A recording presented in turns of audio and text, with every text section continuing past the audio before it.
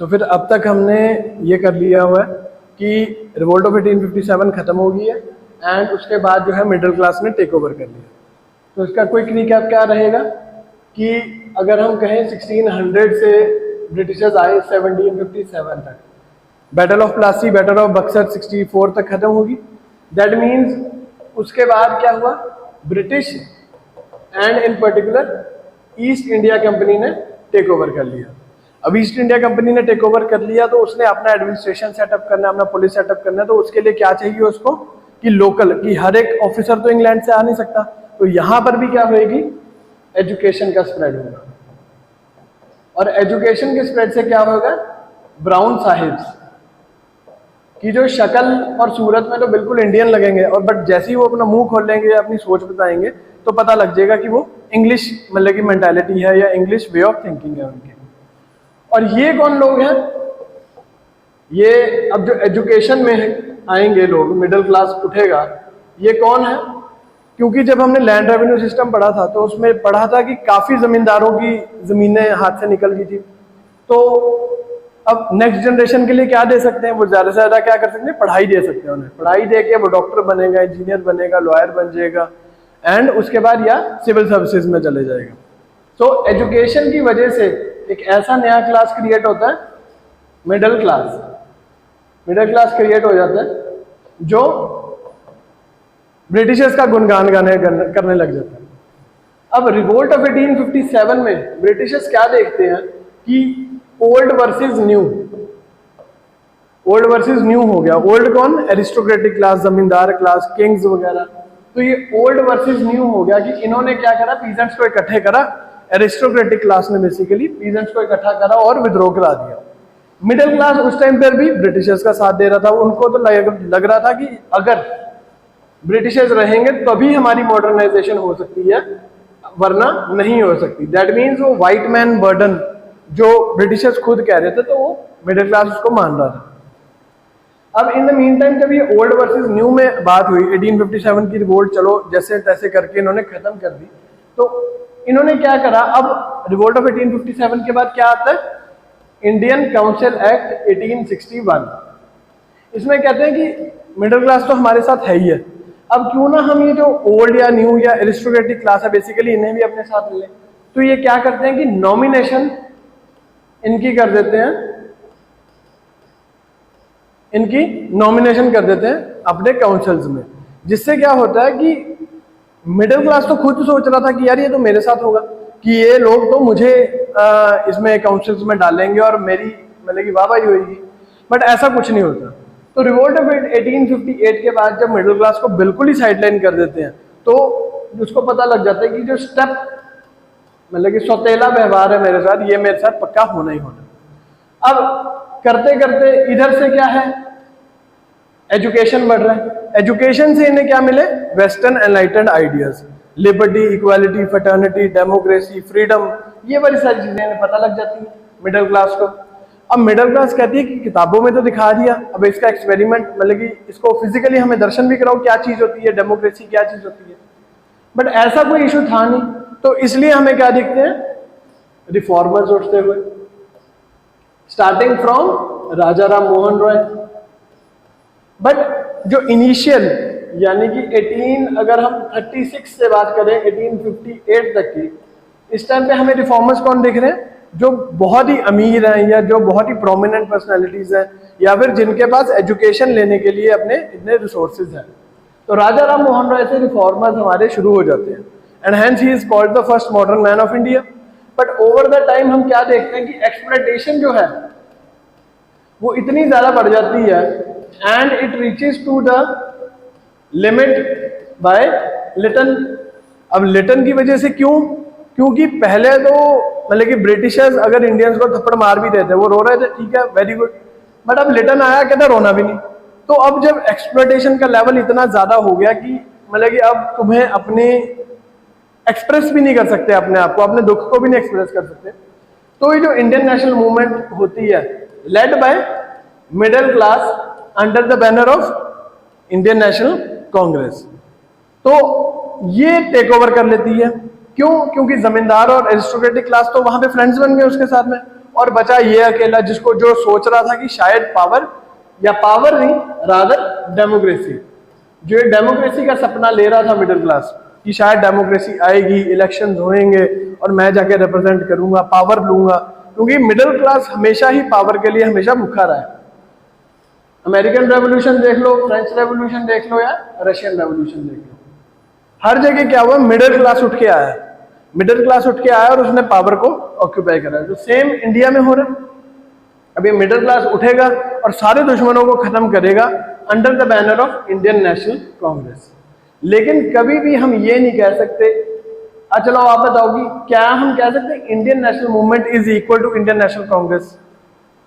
कि अगर कांग्रेस ना होती, इंडियन नेशनल कांग्रेस, और ये कांग्रेस आज की कांग्रेस नहीं है, इसको इसके साथ नहीं हमने रिलेट कर सकते हो, बट इसके साथ आप मैच नहीं कर सकते, बिकॉज कांग्रेस जो ये वाली है, today's Congress, it is a political party, और पॉलिटिकल पार्टी का मेन मकसद क्या होता है? एक मैनिफेस्टो देना। मैनिफेस्टो देना कब? जब वो पावर में आएगी। बट क्या ये वाली Indian National Congress during the phase of Indian national movement, क्या ये कभी पावर में आ सकती है? दैट मीन्स ये सरकार बना सकती है कभी, अपना प्राइम मिनिस्टर, अपना वाइसरॉय बना सकते हैं? नहीं बना सकते। तो अभी क्या है, ये एक मूवमेंट। सो ये कांग्रेस पॉलिटिकल पार्टी को इसके साथ, इंडियन नेशनल कांग्रेस के साथ कंफ्यूज नहीं करना।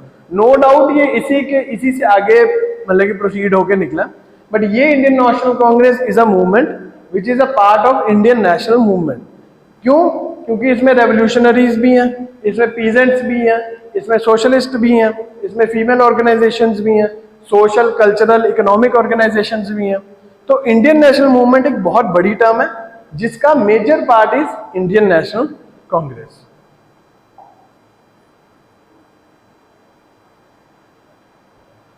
सो अब हमने वही देखा, लास्ट हमने अपनी प्रेजेंटेशन में हमने पढ़ लिया था कि इंडियन नेशनल कांग्रेस का बर्थ हो गया। अब बर्थ होने के बाद क्या है कि पब्लिक एजिटेशन शुरू हो गया। और ये पब्लिक एजिटेशन कब शुरू होती है? अगर हम फर्स्ट टाइम कहें, इट इज स्टार्टेड बाय राजा राम मोहन रॉय। राजा राम मोहन रॉय कब, कैसे एजिटेट करता है? जैसे अगर आज की डेट में अगर कोई एजिटेशन करता है एक ग्रुप, तो हम उसे क्या कह देते हैं? Anti national. अगर कोई सरकार बिल लेके आई तो दूसरा ग्रुप उसको क्या बोलेगा कि, और उसके अगेंस्ट वो प्रोटेस्ट कर रहे होंगे तो क्या बोलेंगे? वो एंटी नेशनल बोलेंगे उनको। बट आज तक हमें यही नहीं समझ आया कि एजिटेशन जो है बेसिकली क्या है? आपका एक्सप्रेशन है कि आपको सरकार की पॉलिसी पसंद नहीं आ रही। And voice of dissent is very important in democracy. अगर कोई ऑपोजिशन ही नहीं होगी तो सरकार तो अकेली सब कुछ चलाई जाएगी और वो क्या हो जाएगी? डिक्टेटरशिप हो जाएगी। सो ये public agitation is very important for a healthy democracy. और ये स्टार्ट कौन करता है? राजा राम मोहन रॉय। जब वो सबसे पहली अपनी क्या शर्त रखते हैं सरकार के आगे, वो बोल देंगे ठीक है, वी एक्सेप्ट कि आप हमारे रूलर हो, हम आपकी छत्र छाया में जी रहे हैं, बट वी वांट कि आप जो एक परमानेंट सेटलमेंट है, परमानेंट सेटलमेंट क्या चीज है? लैंड रेवेन्यू सिस्टम में परमानेंट सेटलमेंट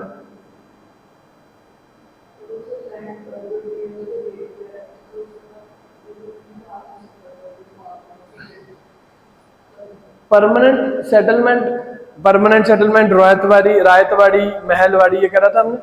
तो परमानेंट सेटलमेंट का मेन मकसद क्या था कि जो रेंट था बेसिकली वो फिक्स्ड था, वो सरकार बदल नहीं सकती कभी भी, ठीक है ना। अगर एक लैंड है किसी जमींदार के पास में, क्योंकि जमींदार was the owner of land in permanent settlement, तो जमींदार के पास अगर कोई लैंड है, फॉर एग्जांपल उससे बोलिए कि 100 रुपीज आपने एनुअली मेरे को देने हैं, तो वो 100 रुपीज ही रहेंगे, उसको हम बढ़ा नहीं सकते जमींदार के लिए। और जमींदार क्या करेगा?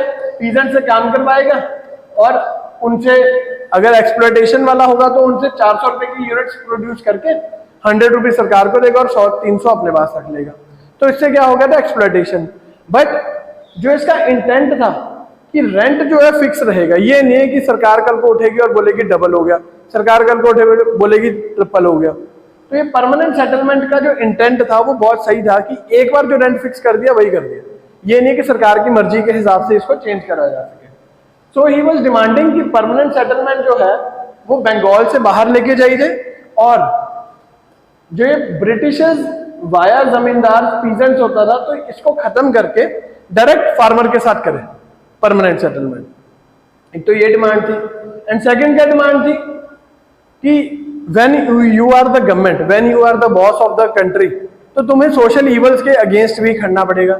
एंड हेंस हम देखते हैं कि सती जो है वो क्रिमिनलाइज हो जाती है। सो ही इज नॉट अपोजिंग, तो कहीं भी हमें यह नहीं लगता कि ईश्वर चंद्र विद्यासागर, राजा राम मोहन रॉय, आर्य समाज या भी ये कोई भी ऑर्गेनाइजेशन क्या है, कभी भी ये नहीं कह रही कि ब्रिटिशर्स भाग जाओ यहां से। सो ये स्वराज का बहुत ही एक माइन्यूट सा मॉडल लेके आते हैं कि हमें थोड़ी सी पावर दे दो और उससे और बदले में हम तुम्हारे अंडर ही रहेंगे। ओवर द टाइम ये क्या होगा, पूर्ण Swaraj, and over the time ये इंडिपेंडेंस तक आ जाएगा जब हमें सॉवरेनिटी मिल जाएगी। सो 1836-1858 public association were dominated by the influential people, ठीक है। और वो क्या चाहते थे, जब भी हमने अर्ली रिफॉर्मर्स की बात करी तो हर एक क्या चीज कह रहा है, एजुकेशन करो, एजुकेट करो, एजुकेट करो। क्यों क्यों एनलाइटेंड हो जाए, वो जागे, उनको पता लगे कि चीज क्या है। और उसके लिए सबसे ज्यादा जो मोटिव, जो सबसे ज्यादा मीडियम यूज हो रहा था, दैट वाज प्रेस। अब एजुकेशन का मकसद क्या था? फॉर एग्जांपल गवर्नमेंट कोई पॉलिसी लेके आई और सीसीएस क्या था, कोविनेंटेड सिविल सर्विसेज, जो 1892 में जो क्या जाके बन जाता है इंडियन इंपीरियल सिविल सर्विसेज, और 1947 में जाके बन जाता है ये इंडियन एडमिनिस्ट्रेटिव सर्विसेज। तो सीसीएस का फॉर एग्जांपल कोई डीसी लगाया हुआ है, तो सरकार की कोई पॉलिसी आ गई और उसके अगेंस्ट विद्रोह करने जाना, तो उसमें क्या होगा, ये जो लोग हैं जो बेसिकली सरकार का अगेंस्ट जा रहे हैं बहुत कम है। ये 5 लोग इकट्ठे हो जाते हैं डीसी के ऑफिस के बाहर जाके और बोलते हैं कि नहीं जो ये पॉलिसी बनाई है हमने धरना लगा दिया, ये कर दिया, वो कर दिया। तो ये 5 बंदे जाके बाहर बैठ जाते हैं डीसी के ऑफिस के और बोलते हैं कि इस पॉलिसी को चेंज करो। डीसी क्या बोलेगा, 100 पुलिस वाले बुलाएगा, उन्हें कुटवाएगा और भगा देगा। बट अभी वो एजुकेट क्यों करना चाहते हैं कि लोगों को पता लगे कि ये जो पॉलिसी है यही एक्चुअल में गलत है। एक्चुअल में गलत है, इससे क्या होगा, वो 5 जो लोग हैं वो 5000 हो जाएंगे, वो जो 5 लोग हैं वो 5000 हो जाएंगे, और 5000 के लिए तो कोई पुलिस आ नहीं सकती। तो क्या करेगा डीसी उनमें से एक बंदे को बुलाएगा अंदर और बोलेगा कि आओ चाय पानी बैठो और बताओ क्या क्या पॉलिसी में, वो मेमोरेंडम सा देंगे, वो फोटो करवाएंगे और वो चले जाएंगे। तो ये क्या चाहते थे कि ये 5 से 5000 होने के लिए क्या चाहिए हमें, एजुकेशन। और एजुकेशन का मीडियम क्या था, प्रेस। और इसलिए इनका जो तरीका था वो क्या था, जैसे हम स्कूल में चिट्ठी लिखते हैं, अगर स्कूल में जा रहे हैं हमें छुट्टी लेनी है एक दिन की, क्या लिखेंगे, to the principal subject grant of 1 day leave that I have urgent piece of work at home so I can not come to home, इसलिए मुझे kindly grant me 1 day leave. तो ये जो मॉडरेट्स है basically initial phase of Congress है, ये यही काम कर रहा है। क्या लिख रहा है, to the British subject please reversal policy with due respect I would like to say that कि your policy is wrong so kindly change it, yours faithfully, नीचे ये राजा राम मोहन रॉय हमने साइन कर दिया। तो जो हम initial phase of Indian National Congress देखेंगे वो बहुत ही मॉडरेट रहेगा और बहुत ही ग्रेजुअल रहेगा। ग्रेजुअल मतलब थोड़ा सा स्लोली चलेगा। अब स्लोली चलने का कारण क्या है, अभी सारे लोग अपने अपने कामों में लगे हुए हैं, कोई रो रहा है, कोई अपने आप को कर्म लेके चल रहा है, और लोगों को पता ही नहीं है कि ये जो एक्सप्लॉयटेशन हो रही है हमारी कैसे हो रही है और क्यों हो रही है। और इसका जो रिजल्ट है वो कहां पर हमें दिखता है, ड्रेन ऑफ वेल्थ में। जब एक्चुअल में लोगों को समझाते हैं कि ये जो ड्रेन ऑफ वेल्थ हो रहा है, हमारा पैसा जो है बाहर जा रहा है, ये नहीं है कि शाहजहां जो है पैसा यहीं से पैसा कमा रहा है और ताजमहल बना रहा है, कमा भी यहां पे रहा है, इन्वेस्ट भी कर रहा है। नहीं, ब्रिटिशर्स क्या कर रहे हैं, कमा यहां पे रहे हैं, लगा कहां पे रहे हैं, इंग्लैंड में।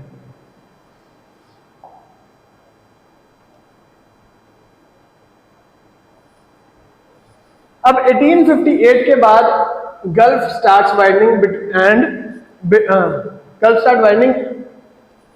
With educated Indians and British. कारण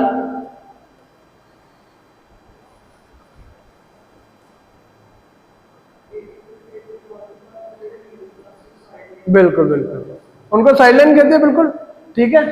इनको लगता था कि शायद हमारी कुछ पावर्स आएगी, बट इंडिया काउंसिल एक्ट 1861 जब आया तो उसमें उनकी पावर्स जीरो कर दी, उनको कुछ नहीं पूछा गया। तो अब क्या है, किसी फादर ने अपने बच्चे को मारा, बच्चा क्या कर सकता है ज्यादा से ज्यादा, पहले तो सहन करेगा, उसके बाद क्या करेगा, उसका फोन उठाएगा पानी में फेंक देगा। तो अब क्या होगा, रिएक्शन होगा। अब सीधा वो रोएगा नहीं, अब वो क्या करेगा, उसका कुछ ना कुछ नुकसान करेगा। एंड सजेशंस जो पहले टू द प्रिंसिपल करके ऐसे चिट्ठी लिख रहे थे, अब वो कैसे बताएंगे, ऑर्गेनाइजेशंस बना के। और पहली ऐसी ऑर्गेनाइजेशन बनती है East India 1860 East India association by Dadabhai Naoroji in London. अब लंदन में क्यों बना रहे हैं दादा भाई नारोजी, इंडिया में क्यों नहीं बना रहे, क्यों? पूना में नहीं बनाया, बॉम्बे नहीं, कलकत्ता, मद्रास बना लेते, कारण?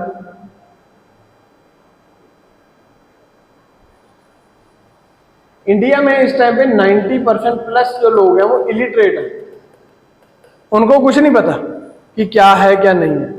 और 1866 तक, दैट मींस जो है मिड जो इंडस्ट्रियल रेवोल्यूशन है इंग्लैंड वाली साइड पे पूरा डेवलप हो चुका है, ठीक है। और वहां पर 80% प्लस इज लिटरेट, वहां पे पढ़े लिखे लोग हैं। तो अब दादा भाई नारोजी को ये लगता है कि अगर मैं अपने आइडियाज बताने हैं, अब फॉर एग्जांपल पीएचडी का कोई स्टूडेंट है, वो अपना हिंदू में द हिंदू न्यूज़पेपर में अपना आर्टिकल लिख रहा है, उसको समझने के लिए भी तो चाहिए, कुछ इंटेलेक्ट चाहिए। अब यहाँ वाले लोगों को हिंदू वाला आर्टिकल जाके पढ़ाएगा, उन्होंने कहना क्या लिखा हुआ, बकवास लिखी हुई है।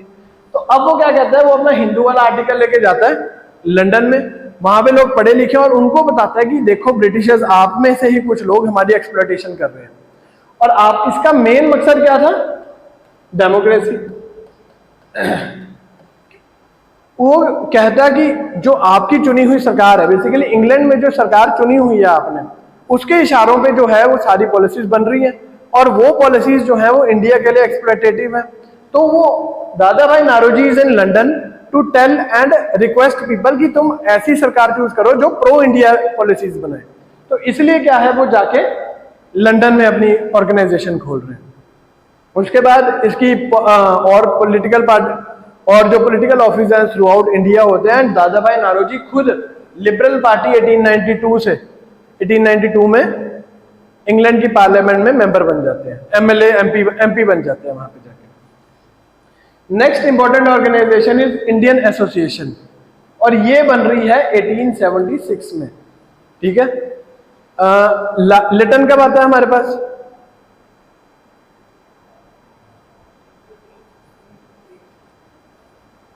That means during his tenure. Lytton की इतनी क्रूअल पॉलिसीज थी, जब हमने बोला कि he is the catalyst of कि इंडियन नेशनल मूवमेंट स्टार्ट होने का, कि इतना ज्यादा क्रुएलिटी कर दी थी, तो उसके रिस्पॉन्स में सबसे पहले हमें क्या दिखती है, Indian association formed by S N. Banerjee.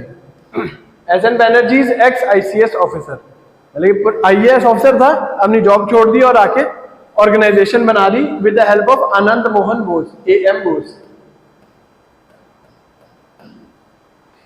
Plus same year Lytton arrives who cross all the limits of exploitation. Press पे उसने रिस्ट्रिक्शन लगा दी, सिविल सर्विसेज की एज कम कर दी, आर्म्स एक्ट लगा दिया, वर्नैकुलर प्रेस एक्ट लगा दिया। उसके बाद में एक उसने क्या करा था, जब इंडियंस की डिमांड थी सबसे ज्यादा कि Indianisation of services, basically IAS IPS जो है वो कहता ज्यादा से ज्यादा इंडियंस होने चाहिए, उसको बाईपास करने के लिए क्या करा उसने, स्टैट्यूटरी सिविल सर्विसेज कंसेप्ट लेके आया लिटन। उससे क्या उसने दिखाने के लिए तो लोगों को, देखो जी मैं इसके साथ इंडियंस को एसोसिएट करूंगा इन इंडियनाइजेशन ऑफ सर्विसेज। बट ये कौन थे, जो लिटन नॉमिनेट करता था, दैट मीन्स IAS IPS को नॉमिनेट करता है। कोई भी अपने दोस्त को उठाया और उसको IAS बना दिया, किसी को PCS बना दिया, किसी को DC लगा दिया, SSP लगा दिया, किसी को कुछ लगा दिया। तो बड़ी ही चालाकी से उसने क्या करा, रिपोर्ट्स, जब उसने इंग्लैंड रिपोर्ट भेजनी है, उसने बोलना कि जी नहीं देखो इस बार मैंने 5 कर लिए नॉमिनेट, इस बार मैंने 15 कर लिए। उनके लिए तो इंडियंस ही हैं, बट ये कौन से कर रहे हैं, लॉयल इंडियंस। और ये कौन होंगे, ऑब्वियसली जो ओल्ड एरिस्टोक्रेटिक क्लास है वो क्लास होगी, वो लोगों को दिखाने के लिए। बट इंडियंस को तो पता है कि ये तो उसका मतलब कि चमचा उसका चेला, जैसे वो कहेगा वैसे ही काम करेगा। तो ये एज गुड एज एक फरंगी हुआ इनके लिए। तो अब हम ये देख रहे हैं 66 में बन रही है ईस्ट इंडिया एसोसिएशन, 76 में बन रही है इंडियन एसोसिएशन, और 85 में क्या बन रही है, इंडियन नेशनल कांग्रेस। तो ये ग्रेजुअलिज्म देख रहे हो, जो ये सजेशंस, अपील्स और ऑर्गेनाइजेशन यानी कि कॉन्स्टिट्यूशनल मेथड्स अभी स्टार्टिंग में यूज होंगे। तो ये एक इंडियन नेशनल मूवमेंट चल रही है अब ये सारी, ठीक है। इसको फेजेस में हमने समझना है कि इसके फेजेस चेंज कैसे हो रहे हैं, क्योंकि हमने पढ़ा था कि every failure in Indian national movement proved to be strength of Indian national movement. हमने पढ़ा था कि जब जब इंडियन नेशनल मूवमेंट का भी फेज फेल हुआ, उससे सीख के हम मैच्योर हुए, और उस मैच्योरिटी से हमने क्या करा, इंडियन नेशनल मूवमेंट को और स्ट्रॉन्ग करा। तो ये बड़ी लाइन आती है हर जगह।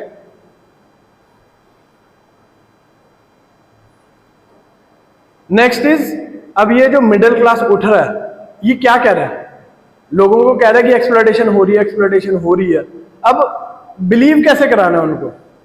जब हमने होली वॉर्स का कंसेप्ट पढ़ा था वर्ल्ड हिस्ट्री में, क्रूसेड्स, वो सिल्क रोड के लिए जब लड़ाई हो रही है, तो उधर से इस्लामिक फोर्सेस और उधर से क्रिश्चियन फोर्सेस आपस में लड़ रही है, तो मेन इंटेंट क्या है, सिल्क रूट को डोमिनेट करना। बट वो लेके किसको आ रहे हैं, रिलीजन को बीच में, कि ये तो धर्म युद्ध है, ठीक है ना। बट एक्चुअल इंटेंट क्या है उनका, इकोनॉमिक है। बिकॉज इस टाइम पर क्या है, रिलीजन जो है वो नंबर 1 प्रायोरिटी है। बट अब हम कहां पे आ गए, 19th सेंचुरी में, और 19th सेंचुरी में economic interest is more than religious interest. तो अब कोई सबको अगर इंडियन नेशनल मूवमेंट में पार्टिसिपेट करवाना है आपने, वो 5 से 5000 होना है कि धरना लगाना है, कल को डीसी का ऑफिस घेरना है, एसएसपी का ऑफिस घेरना है, सरकार का ऑफिस घेरना है, तो 5000 के लिए उनको कोई रीजन चाहिए कि हम लड़ क्यों रहे हैं। इंडियन नेशनल मूवमेंट, किसी को ये तो है नहीं कि हम जो इंडियन नेशनल मूवमेंट कर रहे हैं इसलिए आ जाओ। इंडियन नेशनल मूवमेंट का क्रक्स भी तो बताना पड़ेगा। तो हमें क्या बताना पड़ेगा, उनकी 2 चीजें, कि ब्रिटिश हमारी एक्सप्लॉयटेशन कैसे कर रहे हैं, सोशली, इकोनॉमिकली, पॉलिटिकली, कल्चरली कैसे कर रहे हैं। एंड उसका सबसे इंपॉर्टेंट पार्ट होगा ड्रेन ऑफ वेल्थ होगा, कि जो यहाँ की वेल्थ है वो बाहर जा रही है। दैट मीन्स आपकी जेब वाले पैसे जो है वो बाहर जा रहे हैं। और अगर किसी को तोड़ना हो तो फाइनेंशियली तोड़ दो।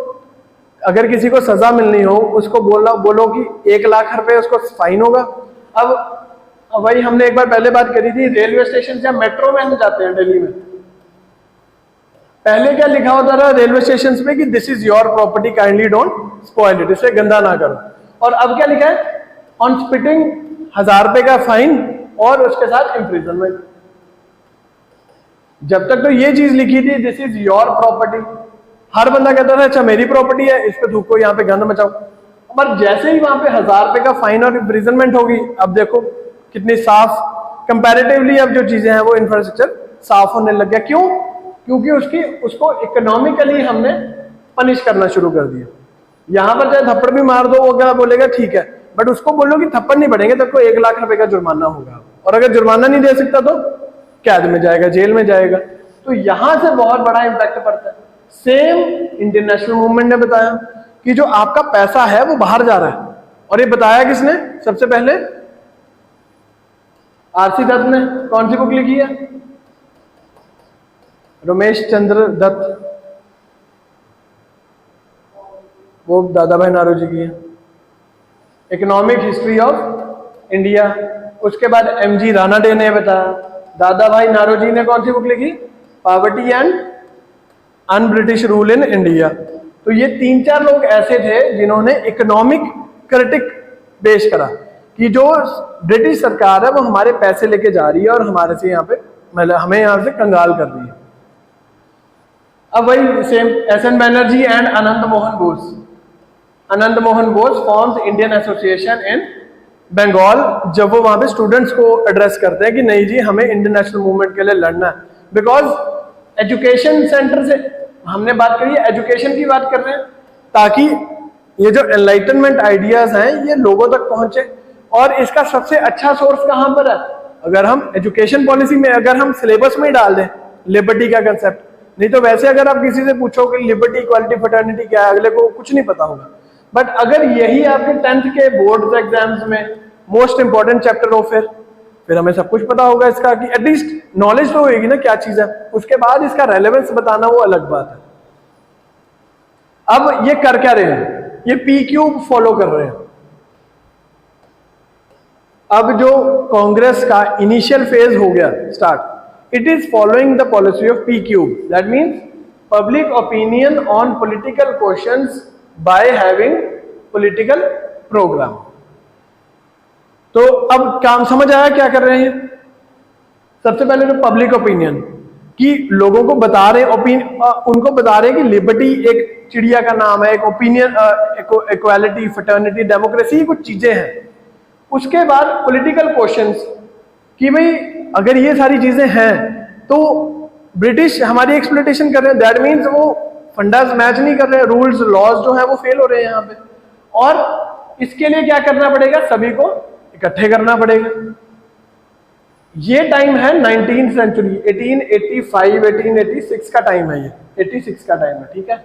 और आज क्या है 2023। उस टाइम पर ये यूनिटी की बात कर रहे हैं। और आज क्या यूनिटी है, अगर कोई बिहारी को मार पड़ रही हो पंजाबी खुश होगा, पंजाबी को मार पड़ रही हो कि बिहारी खुश होगा, बिहारी पंजाबी इनको दोनों को मार पड़ रही हो कश्मीरी खुश होगा, इन तीनों को मार पड़ेगी बंगाली खुश होगा, नॉर्थ इंडियन को मार पड़ेगी साउथ इंडियन खुश होगा, साउथ इंडियन को पड़ेगी मार नॉर्थ इंडियन खुश होगा।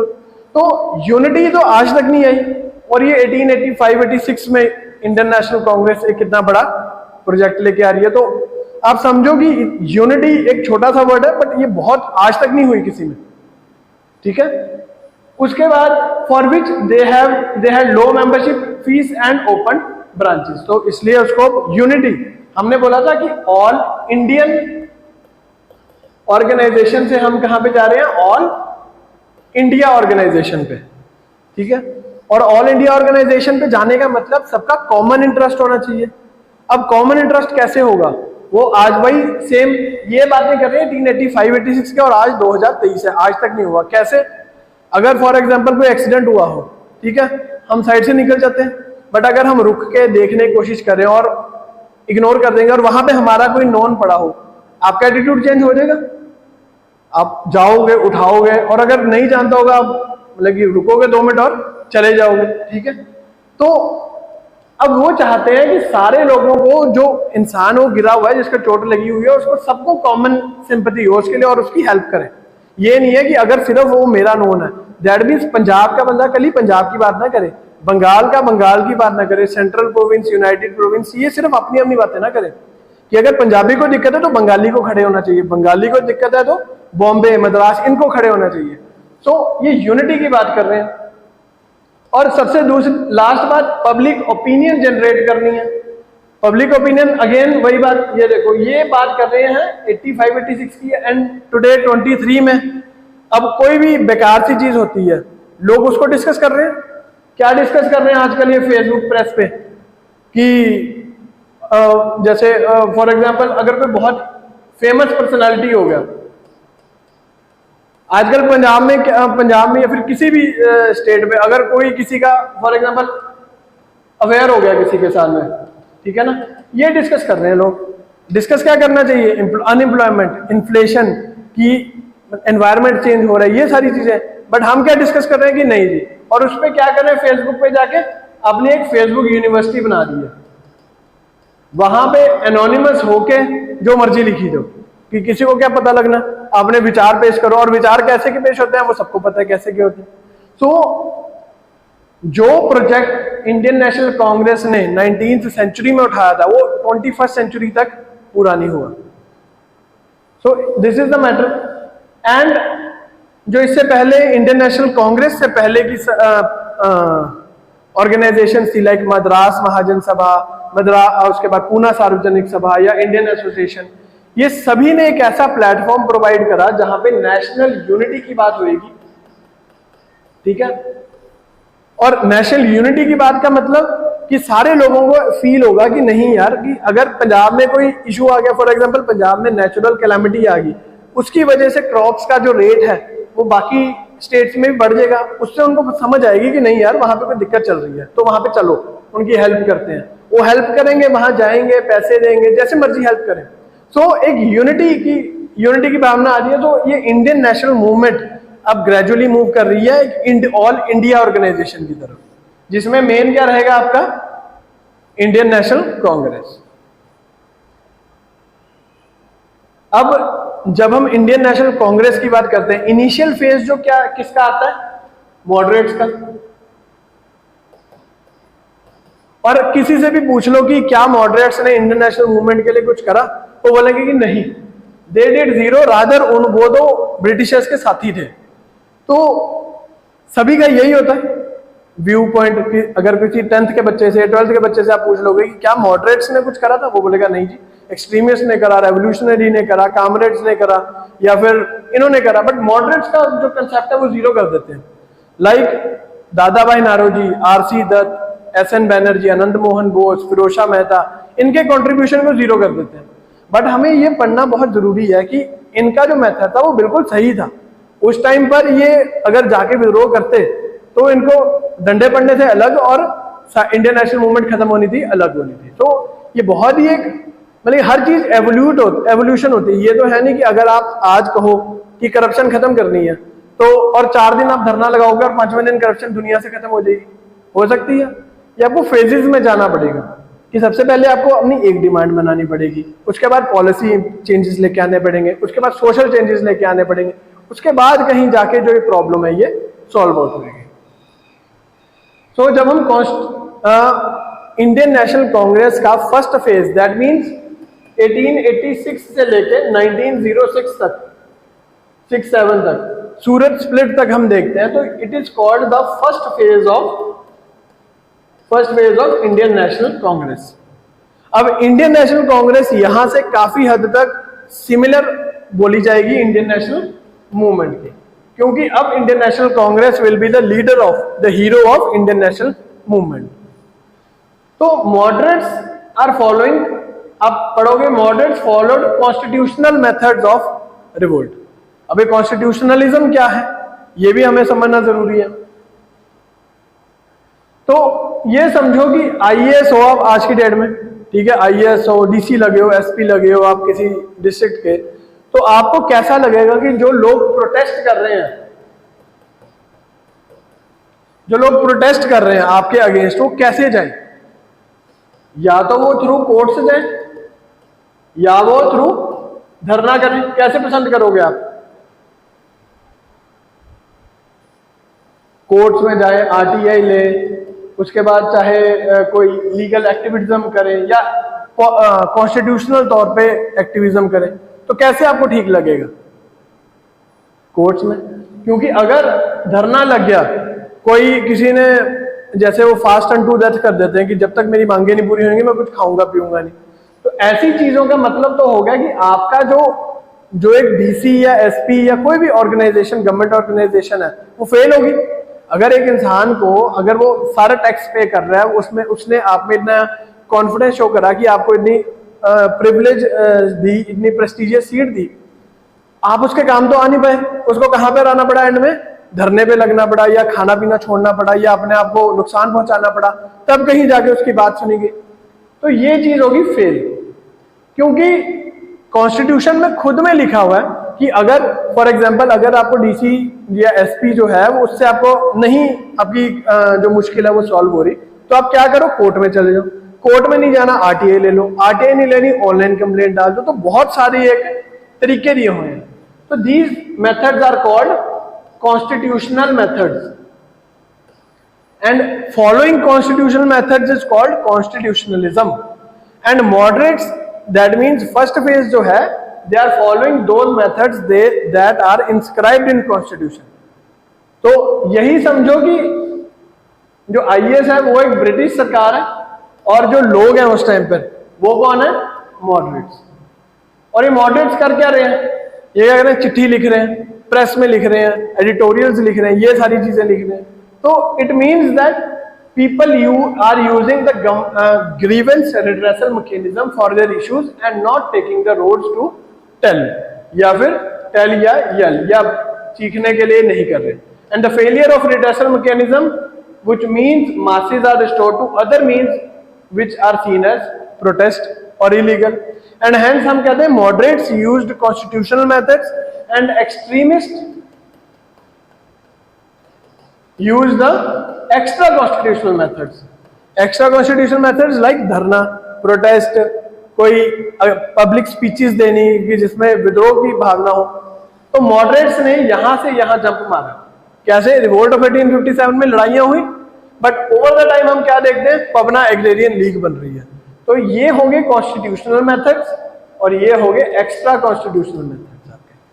तो moderates use the constitutional methods, और कॉन्स्टिट्यूशनल मेथड्स का मतलब था कि जो गवर्नमेंट ने खुद दिए हुए हैं रिड्रेसल मैकेनिज्म्स, कि अगर आपकी सुनवाई इस ऑफिस में नहीं हो रही तो आप इस ऑफिस में चले जाओ, इसमें नहीं हो रही कोर्ट्स में चले जाओ, कोर्ट्स में नहीं हो रही आप आरटीआई डाल दो।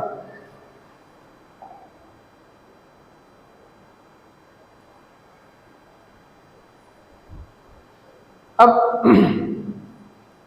मॉडरेट्स, हमने बोला था moderates are using constitutional methods to convince British की यार ये तो बात मान जाओ हमारी, ये तो बात मान जाओ। अब 1858 के बाद जब 61 में उन्हें कुछ नहीं मिला, तो अब उनका सारा जोर किस पे है कि जो 1892 में एक और बिल आना है उसमें हम अपने हिसाब से चेंजेस लेके आए। तो अब ये जो है मॉडरेट्स और ब्रिटिशर्स, ये गर्लफ्रेंड बॉयफ्रेंड की तरह है जो लड़े पड़े हैं आपस में, लड़े पड़े हैं आपस में, ये बात नहीं कर रहे लेकिन इकट्ठे अभी भी रहना चाहते हैं। तो क्या करेंगे? एक दूसरे को मैसेज भेजेंगे कि नहीं तेरी गलती वहां पर थी, तेरी गलती वहां पर थी, हम रहेंगे इकट्ठे, हम मतलब कि सारा इकट्ठे के रखेंगे, बट एक दूसरे को कन्विंस करने की कोशिश कर रहे हैं कि तेरी गलती वो थी, कि तेरी गलती ये थी कि तू मेरे पैसे के पीछे पड़ा रहा, ड्रेन ऑफ वेल्थ, कि तूने एक्सप्लॉयटेशन बहुत करी, कि जहां पे मेरा मन करता था वहां पे लड़ने भेज देता था। मिलिट्री सर्विसेज, जो ब्रिटिश एम्पायर की लड़ाइयां थी उसमें लड़ने के लिए भेज देता था। तो बेसिकली एक ऐसा रिलेशनशिप है जहां पे लड़ाई चल रही है, लेकिन क्या है वो, they want to get back together. That means वो स्वराज मांग रहे हैं, they are not asking for sovereignty, that means limited self government मांग रहे हैं कि हमें अगर 10 मंत्री हैं तुम्हारे, उसमें से एक मंत्री तो हमारा दे दो, 100 एमएलए हैं उसमें से 10 एमएलए एमपी तो हमारे दे दो। तो they are asking for this thing. अब उसमें से क्या है, एक अगर फॉर एग्जांपल किसी लड़ाई हो जाती है, अब ये मूवी देखी हमने, तो इन दोनों की आपस में चल रही होती है लड़ाई, चलो जो भी है सीन, तो ये बीच में क्या कहते हैं कि छोड़ इसको हम कहीं और चल